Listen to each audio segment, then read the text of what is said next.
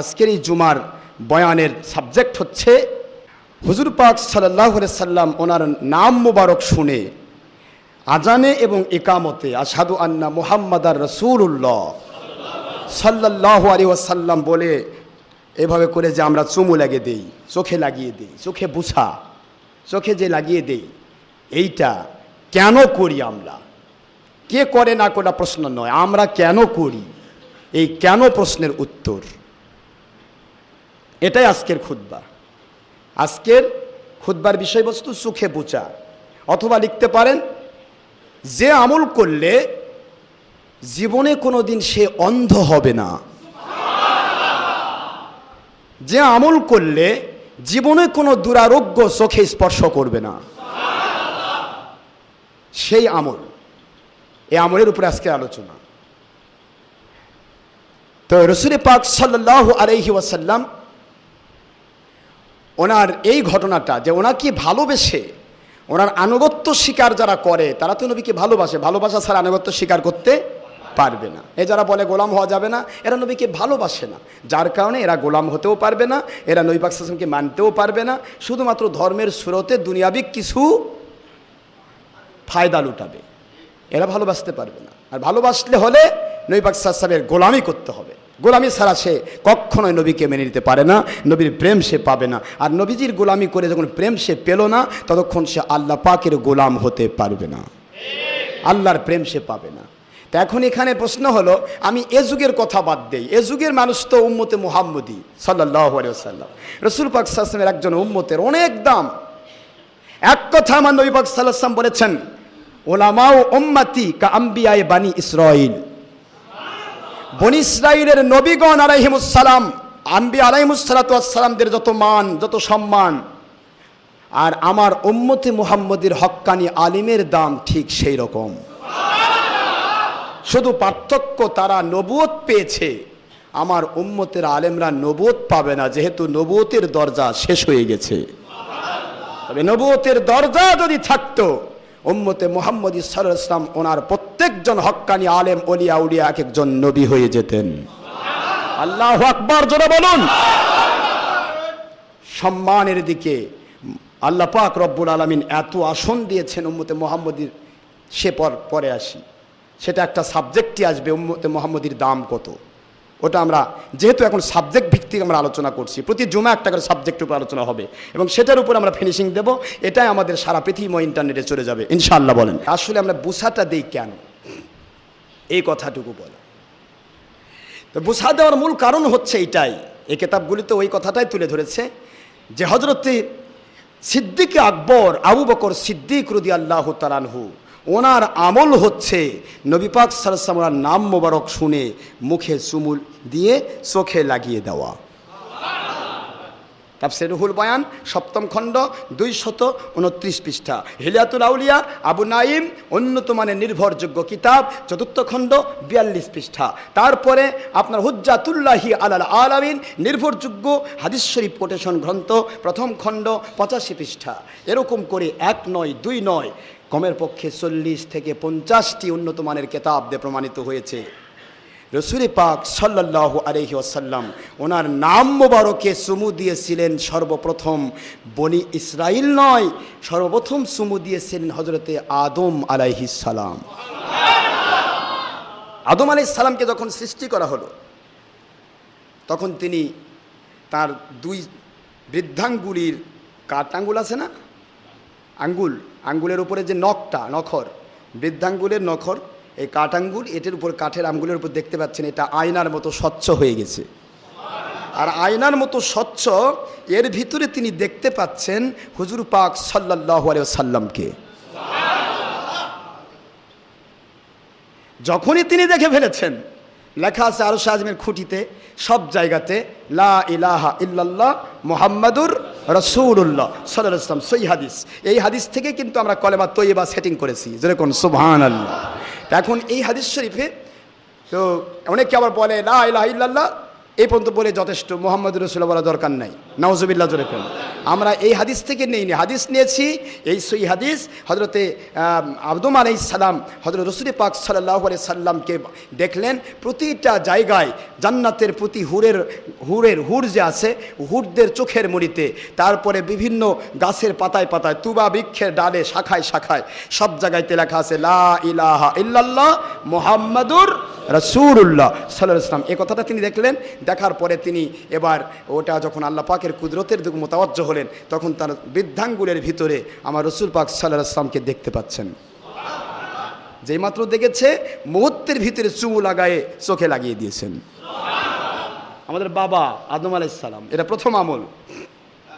আর এই আমল বাবা আদম আলাইহিস সালাম করেছেন বলেই উনি থেকে আবু বকর সিদ্দিক রাদিয়াল্লাহু আনহু পর্যন্ত যুগ যুগান্তরে এই আমলটা চলে এসেছে। এটা হঠাৎ নাজিল হয়নি। এবার সিদ্দিক আকবর রাদিয়াল্লাহু তাআলা আনহু এই আমলটা উম্মতে মুহাম্মদীর ভিতরে নতুন করে চালু করে দিলেন। সিদ্দিক আকবর রাদিয়াল্লাহু তাআলা আনহু তিনি বসা মসজিদে নববীতে বসা, হযরতে বেলাল সাইয়্যিদিনা বিলাল রাদিয়াল্লাহু তাআলা আনহু আজান দিচ্ছেন।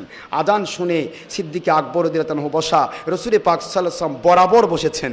হুজুর পাক সাল্লাল্লাহু আলাইহি ওয়াসাল্লাম বসে আছেন, বরাবর বসেছেন সিদ্দিক আকবর রাদিয়াল্লাহু তাআলা আনহু হুজুরের দিকে তাকিয়ে আছেন, হুজুর পাক সাল্লাল্লাহু আলাইহি ওয়াসাল্লামের দিকে তাকিয়ে আছেন। বেলাল রাদিয়াল্লাহু তাআলা আশহাদু আন্না মুহাম্মাদার রাসূলুল্লাহ বলে ফেললেন। আর সিদ্দিক আকবর হুজুর পাক সাল্লাল্লাহু আলাইহি ওয়াসাল্লামের দিকে তাকায়ে এভাবে করে চুমু দিয়ে হাত এভাবে ধরতে হবে, কারণ এখানে দুটা, একটা হলো বৃদ্ধাঙ্গুলি আর একটা হলো শাহাদত আঙ্গুলি। এই দুইটা মর্যাদা আছে। তো শাহাদত আঙ্গুলি আর বৃদ্ধাঙ্গুলি এরকম এক জায়গায় করে উনি এভাবে চুমু দিয়ে আস্তে করে চোখে লাগিয়ে দিলেন। চোখে লাগিয়ে দেওয়ার পরে যখন আজান শেষ হয়ে গেল, আজানের ভিতরে তো কথা বলা জায়েজ নেই। আপনারা কিন্তু অনেক সময় খেয়াল রাখবেন ভালো করে, এটা যখন আজান হয় আজানের জবাব দেওয়া ওয়াজিব। আজানের সময় কোনো কথা বলা যাবে না, খুব ভালো করে মনে রাখবেন এগুলি। অজুর সময় কথা বলবে না, অজু করতে করতে অনেকে গল্প করেন। অজুর সময় কথা বলা যাবে না, আজানের সময় কথা বলা যাবে না। তারপরে আপনার মসজিদের ভিতরে দুনিয়াবি গল্প করা যাবে না, এগুলি নিষিদ্ধ, এর মনে রাখতে হবে। তো আজানের সময় রাসূল পাক সাল্লাল্লাহু আলাইহি ওয়াসাল্লামের দিকে তাকিয়ে আছেন, হুজুর পাক সাল্লাল্লাহু আলাইহি ওয়াসাল্লাম কোনো কথা বলছেন না। হুজুর পাক সাল্লাল্লাহু আলাইহি ওয়াসাল্লাম নামা আজান শেষ হয়ে গেল, ইয়া আবা বকরিন, ও আমার আবু বকর, মা আমিলতা ফিল আজান, আজানের ভিতরে আপনি কি আমল করলেন? বললেন না এটা করেন না, নিষেধ করেননি, কিন্তু বলেছেন কি করলেন। সিদ্দিক আকবর রাদিয়াল্লাহু তাআলা আনহু বলেন, ও আমার প্রিয় হাবিবি, ও আমার আল্লাহ পাকের বন্ধু,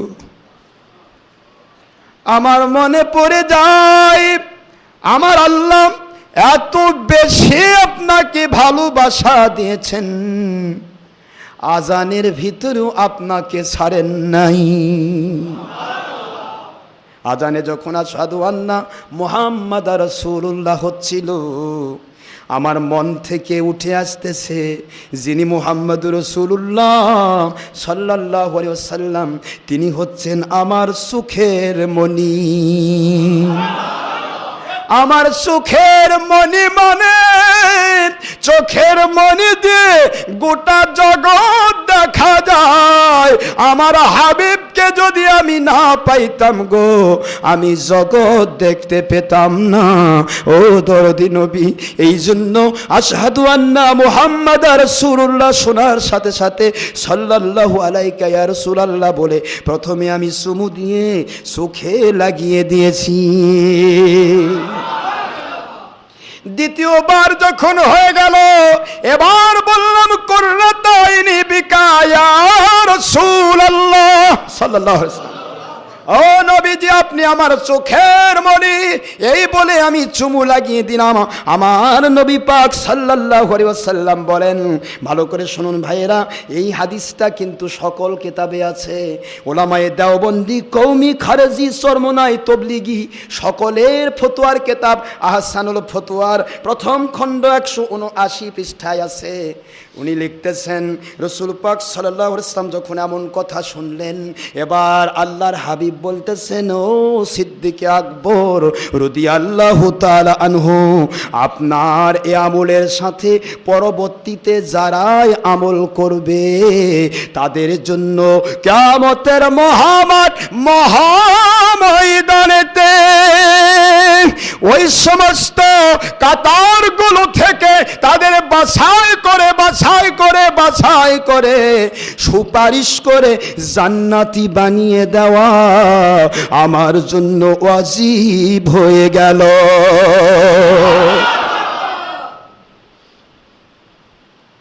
তাহলে সিদ্দিকে আকবর রাদিয়াল্লাহু আনহু আমল আপনি করেন আর না করেন, করলে সাহাবায়ে কেরামের আমলের সাথে মিল থাকলে তারা জান্নাতি।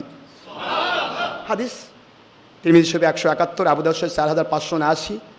আপনারা হাদিস শরীফ তো বারবারই শোনেন যে নবীজির সাহাবায়ে কেরামের সাথে যাদের মত মিল থাকবে তারা কি জান্নাতি। সাহাবায়ে কেরাম থেকে দূরে সরে গেলে তার সে বাতিল ফেরকার আওতাভুক্ত, যত বড় জাদ্রেল মুন্সি হোক, জাদ্রেল মুফতি হোক, আর ডক্টর আশরাফ সিদ্দিক আর ডক্টর আশরাফ সিদ্দিকের 14 গোষ্ঠী হোক, সাহাবায়ে কেরামের মত থেকে যদি সে দূরে চলে যায় তাহলে সে জাহান্নামী বাতিল 72 ফিরকা। ইটস স্পিকিং অফ আওয়ার রাসূল পাক সাল্লাল্লাহু আলাইহি ওয়াসাল্লাম, আমার নবী পাক সাল্লাল্লাহু আলাইহি ওয়াসাল্লামের কথা। কাজে এখানে কোনো দ্বিমত নেই, আপনি করবেন না করবেন ওটা আপনার বাতিল ফেরকার হক ফেরকার মধ্যে থাকার ব্যাপার। কিন্তু বিরোধিতা যদি করেন, যদি বলেন, যদি নিজের দলের স্বার্থে অন্ধ হয়ে বলেন এটা জায়েজ নেই অথবা বিদআত আমল, তাহলে আমলটা হযরত সিদ্দিক আকবর রাদিয়াল্লাহু আনহুর আমল, আমলটা আদম আলাইহিস সালামের আমল, আমল হচ্ছে সাহাবায়ে কেরামের আমল। এই আমলকে স্বীকৃতি দিলেন আপনার সমস্ত ওই আপনার কাতার থেকে টেনে নিয়ে, এই টেনে নেওয়ার কথাটা এসেছে হাদিস শরীফে, টেনে নিয়ে আমি তাদেরকে জান্নাতে ঢুকায় দেব। রাসূল পাক সাল্লাল্লাহু আলাইহি ওয়াসাল্লামের এই বাণী থাকার পরে আপনি যদি বিদআত বলেন আর নাজায়েজ বলেন তাহলে রাসূল পাক সাল্লাল্লাহু আলাইহি ওয়াসাল্লামকেও বিদআতি বলা হচ্ছে, আবু বকর সিদ্দিক রাদিয়াল্লাহু আনহুকে বিদআতি বলা হচ্ছে। নাউজুবিল্লাহ। তুমি কয় নম্বর মুন্সি, কত বড় দরজার মুন্সি হয়েছো, ইবলিসের চেয়েও বড়। নবীর উপরে মিথ্যা অপবাদ দিবা, আবু বকর সিদ্দিক রাদিয়াল্লাহু আনহুর উপর মিথ্যা অপবাদ দিবা, আর ভক্কানি রজ্ঞানি পক্কানি আলেম দাবি করবা না। এই জন্য সাবধান। A little learning is a dangerous thing. অল্প বিদ্যা ভয়ঙ্করী, কথায় কথায় ডিকশনারি, 1.5 পাতার মুন্সি সারাদিন কয় বেদাত আর শিরক, বেদাত আর শিরক। আরে তুই বেদাতের বুঝবি কি? তুই তো নিজেই তো বেদাতি। কয় পাতা পড়েছিস? যারা পড়েছিল হযরতে রুহুল আমিন বশিরহাটি রহমতুল্লাহ 22 মন 23 কিতাবের হাফেজ, রুহানিয়াতের দরজা খোলা, তিনি আমল করেছেন। তিনি সহ যত হক্কানি ওলিয়া উলিয়া, হযরতে মুজাদ্দিদে জামান আবু বকর সিদ্দিক আল কুরাইশি রহমতুল্লাহি আলাই, উনি ফুরফুরার আবু বকর সিদ্দিক আল কুরাইশি রহমতুল্লাহ আলাই সহ সরসিনা, মেদিনীপুর, জৈনপুর যত হক্কানি ওলির দরবার, বিশেষ করে আওলাদে রাসূল সাল্লাল্লাহু আলাইহি ওয়াসাল্লাম ওনাদের দরবার, যত দরবার আছে সব দরবারে এই আমল হয়ে আসতেছে, কিয়ামত পর্যন্ত হতেই থাকবে ইনশাআল্লাহ। কাজেই এর বিরোধিতা করে তুমি কাকে বোঝাতে চাচ্ছ তুমি হক পথে আছো? কষ্ট পাচ্ছেন আপনি? তাহলে এই আমলটা, একে বেদাত শিরক বলা যাবে না। হযরত খিজির আলাইহিস সালামের বাণী এসেছে, এখানে রাসূল পাক সাল্লাল্লাহু আলাইহি সাল্লাম ওনার কওল মোবারক তুলে ধরা হয়েছে। যে ব্যক্তি আজানের ভিতরে, ইকামতের ভিতরে আশহাদু আন্না মুহাম্মাদার রাসূলুল্লাহ সাল্লাল্লাহু আলাইহি সাল্লাম পড়ে, এটা পড়ে যদি সে যদি সাল্লাল্লাহু আলাইহি সাল্লাম পড়ে দরুদ শরীফ পড়ে যদি মুখে এবার চুমু লাগিয়ে দেয়, শাহাদত অঙ্গুলি, দুই শাহাদত অঙ্গুলির দুই পিঠ এই মাঝখানের এই দুটা, এই এটাই লাগবে, আর এদিকে বৃদ্ধাঙ্গুলি দুই কাটাঙ্গুল, এই কাটাঙ্গুল দিয়ে, এটা হলো সুন্নত, আদম আলাইহিস সালামের সুন্নত, বোঝেন ভালো করে। আর এই শাহাদত আঙ্গুলি দিয়ে এই কাটাঙ্গুল অ্যাড করে শাহাদত আঙ্গুলি সহ চুমু দেওয়া হযরতে সিদ্দিক আকবরের সুন্নত। কেন? সিদ্দিক আকবর রাদিয়াল্লাহু আনহু ওই হাদিস শরীফে এসেছে, যে ব্যক্তি শাহাদত আঙ্গুলির দুই পিঠ যখন চোখে লাগিয়ে দিল, সিদ্দিক আকবর রাদিয়াল্লাহু আনহু ওই হাদিস শরীফে এসেছে, বলা হচ্ছে খিজির আলাইহিস সালাম বলতেছেন ওই ব্যক্তি জীবনে কোনোদিন অন্ধ হবে না। আল্লাহু আকবার বলেন। একদিকে নবীজির সুপারিশ, আরেকদিকে জীবনে অন্ধ হবে না। আরেকটা দিক হচ্ছে জীবনে তার এই চোখে কোনোদিন দুরারোগ্য ব্যথা বেদনা থাকবে না। পরীক্ষিতভাবে একজন আল্লাহর ওলি বলতেছিলেন, আমি এই আমলটা করতাম, একজন বলল এটা জয়ীফ হাদিস, মানা যাবে না, নাউজুবিল্লাহ কোন। তিনি বললেন আমি ছেড়ে দিলাম। ছেড়ে দেওয়ার পরে রাতের বেলা দেখতেছি আমার নবী পাক সাল্লাল্লাহু আলাইহি ওয়াসাল্লাম আমার ঘরে তাশরিফ নিয়েছেন। হুজুর পাক সাল্লাল্লাহু আলাইহি ওয়াসাল্লাম আমার দিকে তাকাচ্ছেন না। আমি সালাম দিয়ে রাসূলুল্লাহ ইয়া হাবিবাল্লাহ সাল্লাল্লাহু আলাইহি ওয়াসাল্লাম আমি কি অপরাধ করেছি ইয়া রাসূলুল্লাহ সাল্লাল্লাহু আলাইহি ওয়াসাল্লাম? হুজুর পাক সাল্লাল্লাহু আলাইহি ওয়াসাল্লাম বললেন, তুমি যে আমলটা করতে ওটা বাদ দিলে কেন? আল্লাহু আকবার, জোরে বলুন। উনি লিখতেছেন যে আমি যখন আমল করতাম, যতদিন আমল করেছি আমার চোখে কোনো দুরারোগ্য ছিল না, কিন্তু যেই মাত্র ছেড়ে দিলাম কয়েকদিনের ভিতরে আমার চোখে ব্যথা শুরু হয়েছে এবং চোখে রোগ এসে গেল। ওই অবস্থায় যখন আমি ঘুমিয়ে গেলাম, আমার রাসূল পাক সাল্লাল্লাহু আলাইহি ওয়াসাল্লাম আমাকে দেখা দিচ্ছেন, বলতেছেন তুমি আমল ছাড়লে কেন? ওই আমল করতে থাকো, ওটা আমার সিদ্দিক আকবরের আমল, ওটা যদি করো তোমার চোখে কোনো ব্যথা থাকবে না। আমার রাসূল পাক সাল্লাল্লাহু আলাইহি ওয়াসাল্লাম ওনার কথা শুনে আমি আবার নতুন করে আমল শুরু করে দিলাম। আমার ব্যথা বেদনাযুক্ত চোখটা নতুন করে আবার ব্যথা মুক্ত হয়ে গেল। সুবহান। ভাইরা আমার, এই আমলগুলি হচ্ছে, এগুলি নির্ভরযোগ্য দলিল দিয়ে আমল। এগুলির দুশ্মনী যারা করে এরা বাতিল ফেরকার অন্তর্ভুক্ত। অনেক কথা, সারাদিন লেগে যাবে, জুমার দিন আর সময় নেই, আমি বাড়াতে চাচ্ছি না। তবে যেহেতু ইন্টারনেটে যাবে, এই জন্য এই আমলের উপর ভিত্তি করে কতগুলি দলিল আছে, অসংখ্য দলিল, প্রায় 400-র বেশি দলিল আছে। তার মধ্যে কিছু দলিল আমি আপনাদের কাছে জানিয়ে দিচ্ছি। 1 নম্বর, সেটা হলো এখানে হিলিয়াতুল আউলিয়া আবু নাইম 4th খণ্ড 42 পৃষ্ঠা। রাসূল পাক সাল্লাল্লাহু আলাইহি ওয়াসাল্লাম ওনার নাম মোবারক শুনে আজান এবং ইকামতে যে আমরা বুসা দেই, চুমু দিয়ে চোখে লাগিয়ে দেই, এইটা যে দেওয়া আসলেই সিদ্দিক আকবর সাহাবায়ে কেরামদের সুন্নত, আর সাহাবায়ে কেরামের সুন্নত মেনে নেওয়া আমার নবীজির আদেশ। তামাসসাকু বিসুন্নতি ওয়া সুন্নাতুল খুলাফায়ে রাশিদিন আল মাহদিয়িন ওয়া তামাসসাকু বিহা ওয়া আদ্দু আলাইহা বিন নওয়াজিজ। আমার নবী পাক সাল্লাল্লাহু আলাইহি ওয়াসাল্লাম বলেন, আমার সুন্নত শুধু নয়, আমার সুন্নতের পাশাপাশি আমার খোলাফায়ে রাশেদা আবু বকর, ওমর, ওসমান, আলী রাদিয়াল্লাহু তাআলা আনহুম আজমাইন, ওনাদের সুন্নতগুলি তোমরা মারির দাঁত দিয়ে মজবুত করে ধরো। কেন? মারির দাঁত দিয়ে মজবুত করে ধরলে হাজার টানাটানি করলে কেউ ছেড়ে নিতে পারে না। দুনিয়াতে বাতিল 72 ফিরকা আসবে, ওরা কিন্তু তোমাদের কাছ থেকে সত্যিকারে সাহাবায়ে কেরামের সুন্নাহ সম্বলিত আমলগুলি টেনে হেঁচড়ে ছেড়ে নিয়ে তোমাদেরকে বাতিল পথে ঢুকিয়ে দেওয়ার চেষ্টা করবে। এই জন্য তোমরা সাহাবায়ে কেরামের আমলকে মারির দাঁত দিয়ে মজবুত করে ধরো, দুনিয়ার কোনো বাতিল শক্তি যেন তোমাদের আমল থেকে দূরে সরে দিতে না পারে। জোরে কোন সুবহানাল্লাহ। মিশকাত শরীফ, মিরকাত শরীফ, আসাতুল লুমাত, সনদ দারমি, দারে কুতনি, কিতাব আল আশহার, প্রায় 50টিরও বেশি হাদিস শরীফের কিতাব। জোরে বলুন সুবহানাল্লাহ। সম্মানিত ভাইরা, এই জন্য বলবো সাহাবায়ে কেরামের আমল এটা আমরা করতেই থাকবো, কারণ হুজুরের কথা সাহাবায়ে কেরাম আমলের সাথে মিল থাকতে হবে, তাছাড়া আমরা জান্নাতি ফেরকা হতে পারবো না। এখানে পরবর্তী 2 নম্বর, সিরাতে হালবিয়া 1ম খণ্ড 85 পৃষ্ঠা, হুজ্জাতুল্লাহি আলাল আলামিন 1ম খণ্ড 45 পৃষ্ঠা, সিরাত। তারপরে আহসানুল ফতোয়া দেওবন্দীদের কিতাব, এটার 1ম খণ্ড 379 পৃষ্ঠা। তারপরে হুজুর পাক সাল্লাল্লাহু আলাইহি ওয়াসাল্লাম বলেন, যেখানে যে চোখে চুমু দিল সে কখনো অন্ধ হবে না, এই কথা আসছে তাফসীর রুহুল বয়ান 7ম খণ্ড 229 পৃষ্ঠা। তারপরে 5ম হচ্ছে, বৃন্দাঙ্গুলি চুমুন করলে এখানে হুজুর পাক সাল্লাল্লাহু আলাইহি ওয়াসাল্লাম বলেন, আমি তাদের আগে থাকব এবং তাদেরকে ওদের কাতার থেকে টেনে নিয়ে জান্নাতে ঢুকিয়ে দেব। এ কথাটা এসেছে ফতোয়ায়ে শামী 398 পৃষ্ঠা, কানজুল ইবাদ তার 2য় খণ্ড 65 পৃষ্ঠা, ফতোয়ায়ে সুফিয়া 1ম খণ্ড 33 পৃষ্ঠা, কিতাবুল ফিরদাউস মাকাসিদুল হাসানাতেও এসেছে কথা। 13 নম্বর, ফেরদাউস দাইলামি আবু বকর সিদ্দিক রাদিয়াল্লাহু আনহুর আমল, এ কথা এখানে লেখা হয়েছে।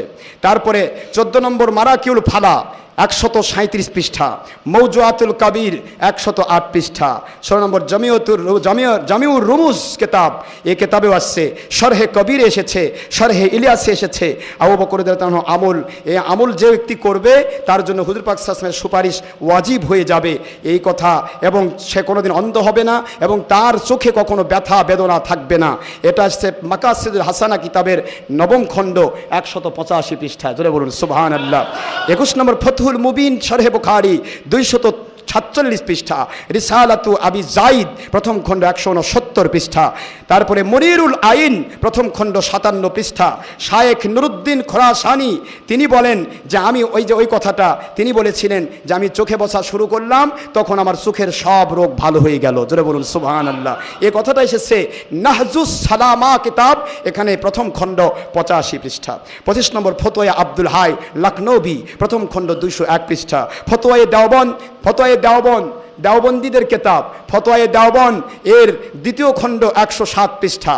রাসূল সাল্লাল্লাহু আলাইহি ওয়াসাল্লাম বলেন, আমি তাদেরকে টেনে নিয়ে, তাদের থেকে টেনে নিয়ে, তাদের সুফুফ থেকে, তাদের দল থেকে, অর্থাৎ কাতার থেকে টেনে নিয়ে আমি জান্নাতে ঢুকাই দিব। এ কথাটাও এসেছে দারুল উলুম দেওবন্দ ফতোয়ার মধ্যে, দেওবন্দীদের ফতোয়ার কেতাব দ্বিতীয় খণ্ড 107 পৃষ্ঠা। জোরে কোন সুবহানাল্লাহ। কেন তাদের নাম নিচ্ছি? কারণ তারাই ওই মৌলবীগুলো আজকে বলে এটা বেদাত। নিজের কেতাব পড়ে না, মূর্খ, নিজের কেতাব পড়ে না। 26 ফতোয়ায়ে দেওবন্দ এখানে গেল। এরপরে এসেছে 27 সালাতে নকশি কিতাব প্রথম খণ্ড 90 পৃষ্ঠা। তারপরে 28 নম্বর ফতোয়ায়ে সিদ্দিকিয়া, হযরতে সিদ্দিকি আবু বকর সিদ্দিকি আল কুরাইশি মুজাদ্দিদে জামান আবু বকর সিদ্দিকি রাহমাতুল্লাহ আলাইহি, ওনার এই কিতাব ফতোয়ায়ে সিদ্দিকিয়া এখানে। তারপরে ইলমে তাসাউফ সদরুদ্দিন রাহমাতুল্লাহ আলাইহি, ওনার লিখিত কিতাব এখানেও এসেছে। তারপরে এখানে আসছে 31 নকশবন্দিয়া মুজাদ্দিদিয়া তরিকার কিতাবের ভিতরে এ কথা এসেছে।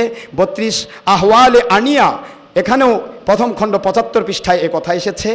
33 নম্বর রুহুল বয়ান, তাফসীর রুহুল বয়ান দ্বিতীয় খণ্ড 410 পৃষ্ঠায় এসেছে। রুহুল বয়ান সপ্তম খণ্ড 228 পৃষ্ঠায় এসেছে। রুহুল বয়ান সপ্তম খণ্ড 229 পৃষ্ঠায় এসেছে। সালাতে নজমিতে এসেছে। আহসানুল ফতোয়াতে এসেছে। মুহিত কিতাবে এসেছে। ফতোয়া কুওয়াতুল কুলুব নামক কিতাবের প্রথম খণ্ড 85 পৃষ্ঠায় এসেছে। তারপর তাফসিরে জালালাইন শরীফে এসেছে। তাফসিরে রুহুল বয়ানের 229 পৃষ্ঠায় এসেছে। মাকাসিদুল হাসানাই এসেছে। ফতোয়ায়ে বরকতিয়ার ভিতরে প্রথম খণ্ড 183 পৃষ্ঠার ভিতরে এসেছে। তারপরে ফতোয়ায়ে খাজানাতুর রেওয়ায়াত, খাজানাতুর রেওয়ায়াতের প্রথম খণ্ড 181 পৃষ্ঠা এসেছে এবং প্রথম খণ্ড 50 পৃষ্ঠা এসেছে। তারপরে তাফসিরে সিরাজুম মুনির দ্বিতীয় খণ্ড 345 পৃষ্ঠা এসেছে। তাফসিরে মিফতাহুল ফাল জিনান এখানে প্রথম খণ্ড 20 পৃষ্ঠা এসেছে। নিয়ামুল ইনতিবা প্রথম খণ্ড 30 পৃষ্ঠা এসেছে। জাল হক প্রথম খণ্ড 45 পৃষ্ঠা এসেছে। তরিকুল ইসলাম প্রথম খণ্ড আপনার 33 পৃষ্ঠা এসেছে। শারহে নেকায়াতে এসেছে। তারপরে মাজমাউল বিহার প্রথম খণ্ড 55 পৃষ্ঠা এসেছে। তারপরে আল বাইনাত শরীফে এসেছে। আল দৈনিক আল ইহসান শরীফে এসেছে। এরকম সহ 1 নয় 2 নয় প্রায় 400টির বেশি কিতাবে এসেছে যে চোখে বুসা দেওয়া আজান এবং একামতে হুজুর পাক সাল্লাল্লাহু আলাইহি ওয়াসাল্লামের নাম মোবারক শুনে চোখে বৃদ্ধাঙ্গুলি শাহাদাতুঙ্গুলি এক জায়গায় করে চোখে বুসা দেওয়া, এটা খাস সুন্নতের অন্তর্ভুক্ত। সুন্নতে সাহাবী, সুন্নতে আবু বকর সিদ্দিক রাদিয়াল্লাহু আনহু। সিদ্দিক আকবর বলেন, যে ব্যক্তি আমার রাসূল পাক সাল্লাল্লাহু আলাইহি ওয়াসাল্লামের সুন্নাহ মোতাবেক মেনে নিল সে ব্যক্তি আমার সাথেই জান্নাতে চলে যাবে। জোরে কোন সুবহানাল্লাহ। আসুন মহান আল্লাহ পাক আমাদের সবাইকে আল্লাহর সন্তুষ্টির জন্য সত্যিকারের আমলগুলি বেছে নিয়ে করবার তৌফিক দিন, আমল আকীদা পুষ্ট হওয়ার তৌফিক দিন, হক্কানি আলিম ওলিয়াউলিদের সোহবত নেওয়ার তৌফিক দিন। সমস্ত দুনিয়াতে আল্লাহ পাকের কোরআন সুন্নাহর সত্যিকারের খিলাফত কায়েম করে জান্নাতি হওয়ার, জান্নাতে ফিরকা হয়ে আল্লাহ পাকের জান্নাতুল ফেরদৌসের মেহমান হওয়ার তৌফিক দান করুন। আমিন। ওমা আলাইনা ইল্লাল বালাগ ওয়া আখিরু দাওয়ানা আনিল হামদুলিল্লাহি রাব্বিল আলামিন।